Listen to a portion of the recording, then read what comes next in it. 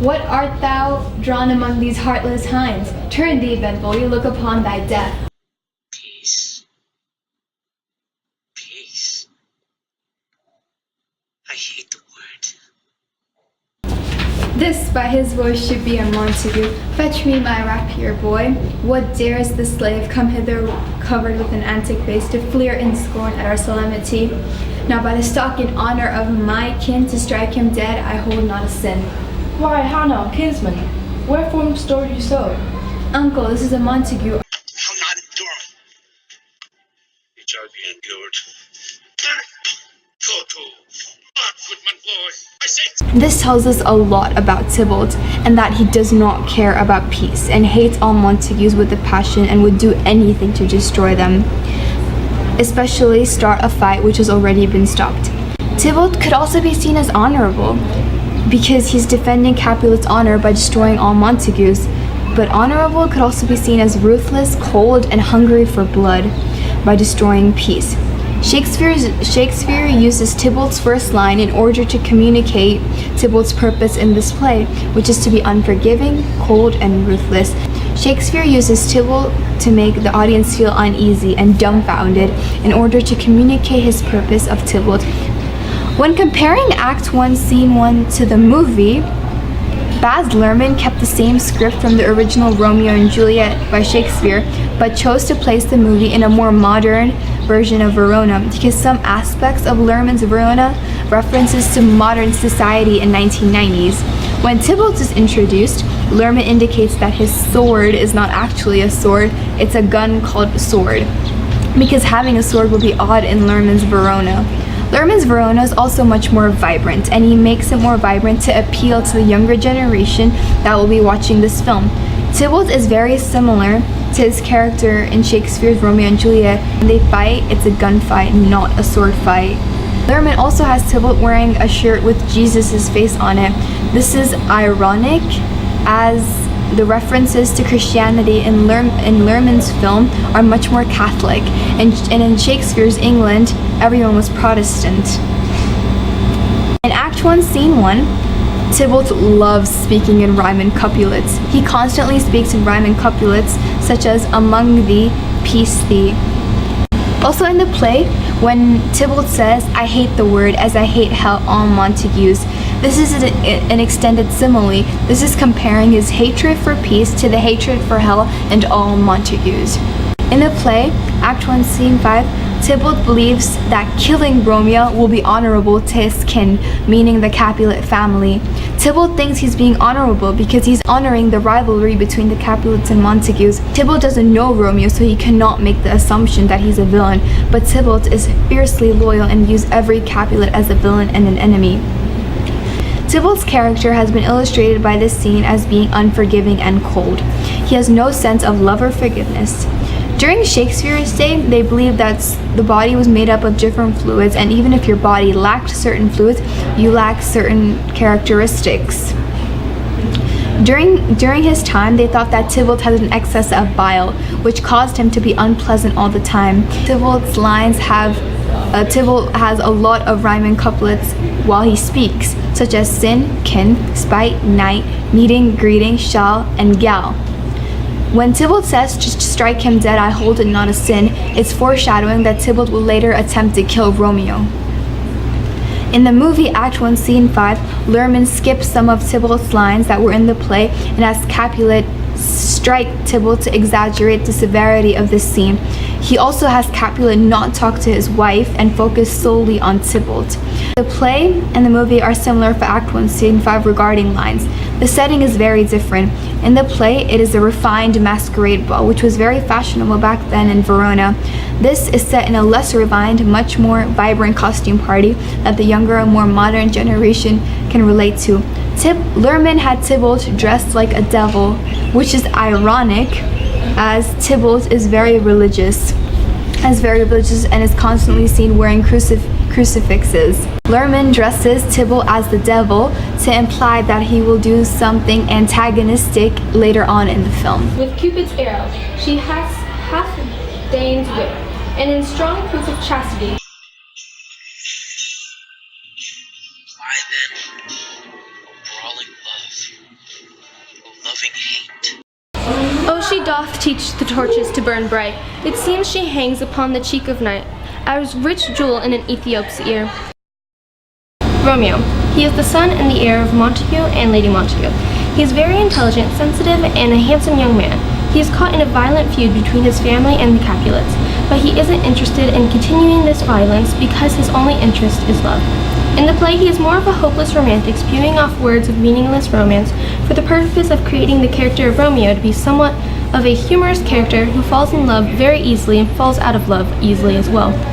In the movie, some lines were either taken out or changed for the purpose of making Romeo less of a hopeless romantic, but more of a person who will love Juliet for much longer and who actually knows what love is. While talking about Rosaline in the play, this is where he talks about his feelings very openly. Then he drifts off with words becoming a man who seems like he doesn't really understand what the meaning of love is, that when he says he loves someone. And it's also humorous by making him say so much about love when Bolio is seeming to be annoyed by his words, saying that he could get someone just like this girl that he is talking about. In the movie, however, they have taken this out by keeping only parts where it makes it clear that he loves someone, and the lines that revolve around the fight that had happened previously. This making Romeo a character who does not know what love is, who does seem to know what love is, but still falls in love and out quite easily, and cares about the safety of his family or the fact that there was another fight in Verona. Both of these Romeos are very easy to fall in and out of love and do not care for the fact that there is war between the Capulets and the Montagues, and they only care about love. He seems to be in love with the concept of being in love more than actually having love for another person. When he meets Juliet in both, he completely wipes Rosaline from his mind and has only thoughts about the woman in front of him. When meeting Juliet, the audience for both will have doubts about how real his love is, but because in the movie there was less information towards Rosaline, making his love still questionable, but not as much as when in the play. Why these changes were made to the movie were because Baz Luhrmann knew that when making this movie, his audience was most likely to want to see this movie because of the romance aspect of the story. By making Romeo seem as if he was not this hopeless romantic, then gives his audience the idea that Romeo knows what love is and could truly love someone. And his audience would probably be wanting to watch this movie because he had casted Leonardo DiCaprio as Romeo, and his audience probably would not have enjoyed the movie as much if he had made Romeo stay as the character as he was in the play. On the other hand, Shakespeare, he wants all of his audience to be entertained for this play, and his audience who would be standing in the front would probably react more to humor, so he made the character of Romeo appeal to this. The audience who could afford the upper seating would much more want the romance aspect of the story, thus making Romeo say so much about this love. This is how he had appealed to both of his audiences. Then I see Queen Mab hath been with you. She is the fairy's midwife, and she comes in shape no bigger than a jade stone. Night by night, through lovers' brains, and then they dream of love. Mercutio is the master of puns in the play. Not many people seem to catch them, except for Romeo. Mercutio's Queen Mab speech is lightly based off some of the Celtic myths. The name Queen Mab holds a lot of meanings depending on the way it's being interpreted. By doing this, he creates a pun. Queen Mab refers to whores in the duration of 1558 to 1603. In this speech, he connects the idea of fairies and happy dreams to a much more disturbing reality. Queen Mab darkens these tales. She specifies them to each individual she visits during the night. She makes the speech more scary than exciting, slowly descending it into darkness. Mercutio uses a lot of literary devices in Queen Mab's speech, which include puns, metaphors, implied metaphors, metonymies, personification, alliteration, and hyperboles. Here are some examples.